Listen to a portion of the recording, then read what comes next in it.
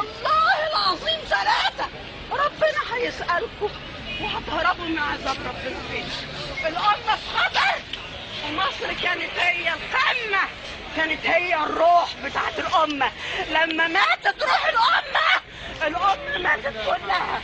والشعب المصري ده اللي كان أعظم شعوب الدنيا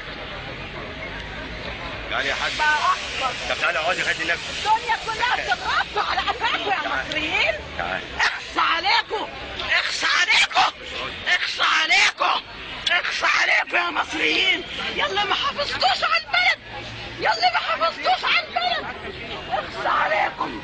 ربنا هيسألكم. منكم لله، منكم لله، منكم لله، منكم لله كلكم. ضيعتوا البلد، ضيعتوا مصر، اعظم دولة في الدنيا كلها ضيعتوها. مذكورة في القرآن وربنا كرمها وكل الأنبياء جم فيها. ضيعتوها، ضيعتوها، وربنا هيسألكم. وقفوهم إنهم مسؤولون.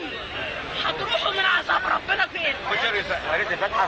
تعالي يا ريت. حبيبي ده أنا من 27 رجب 28 26